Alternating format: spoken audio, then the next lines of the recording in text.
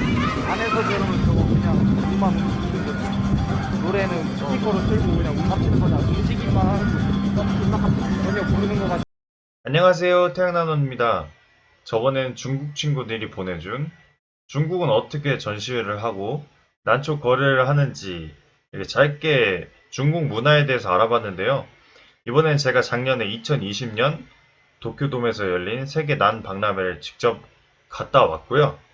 그리고 일본 소장가분들과 거래를 했었던 사진들과 뭐 어떻게 거래를 하는지 대략적으로 간단히 그냥 사진과 함께 제 리뷰를 한번 해보려고 해요. 자, 그럼 일본은 어떻게 거래를 하는지 한번 대략적으로 살짝 같이 보도록 할. 자, 공항에 내려서 이제 기차를 타고 도쿄돔으로 갑니다. 가는데 정말 크더라고요. 이렇게 외관 자체가 정말 이쁘고 사람들이 엄청 많아요.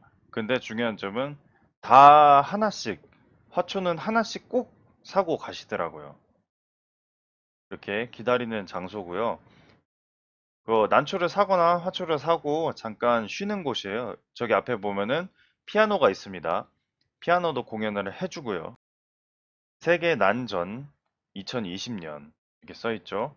주변에 꽃이 엄청 이쁘게 돼 있어요. 사진을 다 찍고 계시더라고요. 이 중간에 보면은 약간 쇼 호스트 마냥 꽃꽂이 같은 그런 거를 강의를 해주시더라고요. 그래서 뭐 여러분들이 많은 분들이 이렇게 참석을 해주셨는데 한국에서 보통 난 전시회라고 하면은 거의 남자분들이 대부분이죠. 근데 일본은 여성분이 꽤 많았습니다.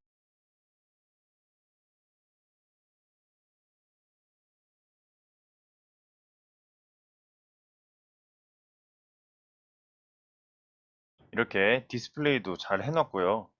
정말 이쁘더라고요. 자세히 보니까.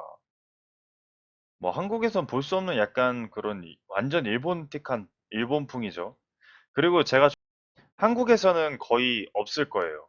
제가 알기로는 아직 상품화가 안 된 걸로 알고 있는데 저 유리병 안에 저 불만 켜주면은 물도 안 주고 그냥 저 빛만 받고 저 안에서 그냥 이렇게 살아간답니다.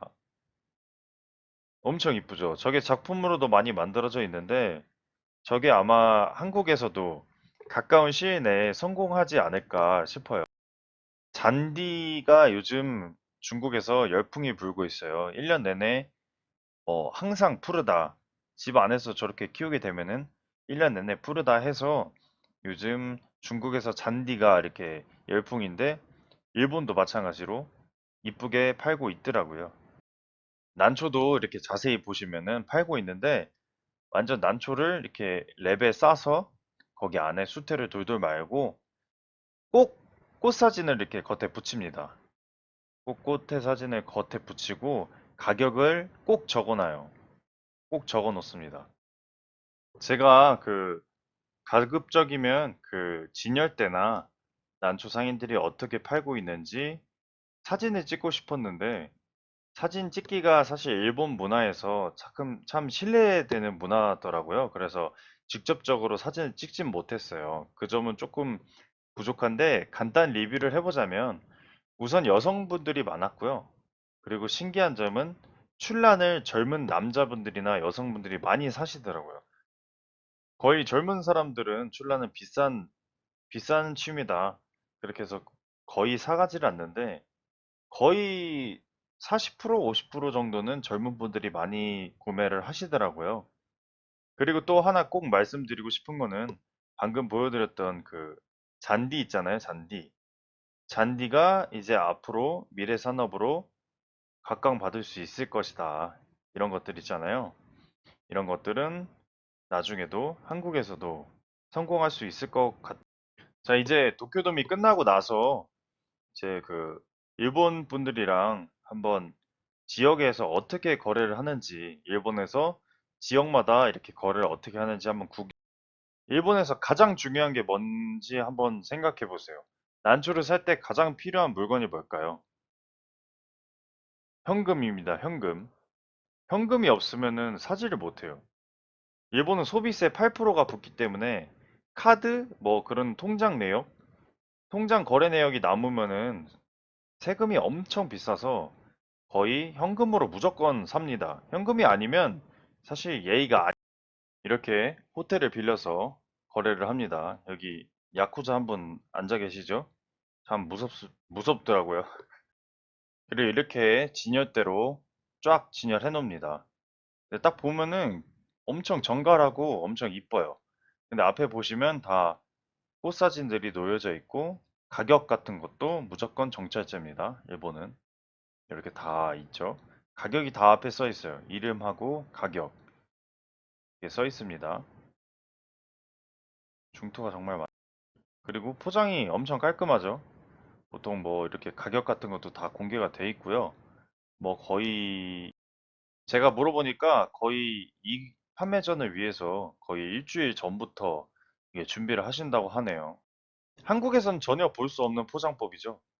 정말 깔끔한, 역시 가까운 일본답게 한국 명명품들도 많았어요. 한국 중투 사천왕인데요.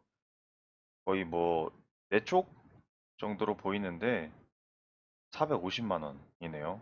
45만 원. 가격이 좀 있죠? 여긴 질부금이고요. 일본 산반 중투입니다. 너무 이쁘더라고요. 너무 잘 키워 놓으셨고 이렇게 좋은 질부금은 없어서 제가 바로 사왔죠. 한국 줄란 도화소심 1월 하고요. 1월아 참 이쁜 엄청 명품 역시 일본에도 있습니다. 이렇게 보면 선물용 풍란도 따로 이렇게 코너가 이렇게 있어요. 그래서 가격대를 보면은 3,000엔 이 정도로 됐죠. 한 34,000원 정도 되는데 참 뭐 출란만 이렇게 파는 게 아니고 풍란도 이렇게 한 켠에 파는 걸 보니까 참 좋은 거.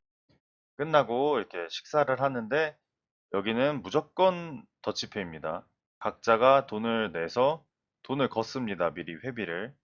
그래서 그러면서 뭐 이런 얘기 저런 얘기 다 나눴습니다. 근데 일본은 참 걱정인 게 아무래도 고령화가 조금 심한 나라다 보니까 테이블의 빈자리가 한 해 한 해 줄어간다고 하더라고요. 그래서 참 저도 좀 대략적인 일정이고요. 뭐 일정이 하나도 지켜지지 않았죠. 왜냐면은 코로나 때문에.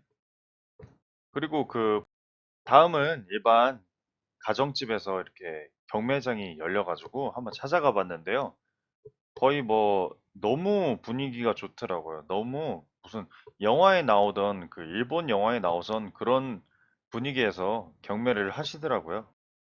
바구니에 난초를 담아가지고 오시는데 너무 보기 좋더라고요. 분위기도 너무 좋았고요. 끝나고 밥을 먹었습니다. 밥도 따로 내야 돼요. 10,000원 이렇게 1,000엔 이렇게 참가비식으로 다 내더라고요. 네, 너무 맛있었어요. 그리고 마지막으로 에라닌의 난실입니다.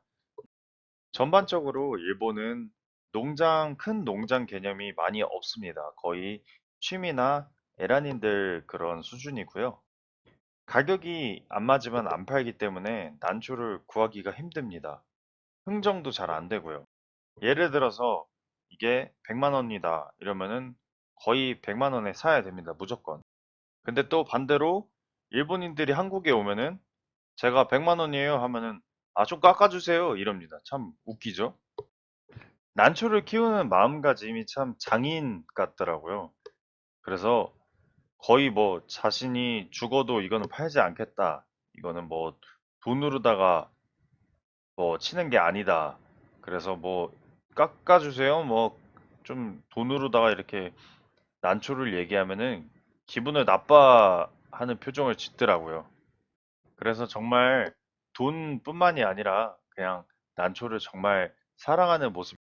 마지막으로 일본 전체 출란 시장을 그냥 간단하게 평가하자면 지금 거의 뭐 아무래도 고령 사회가 심화되다 보니까 제 2세들이 많이 없어요. 많이 없고 있다 하더라도 극소수입니다.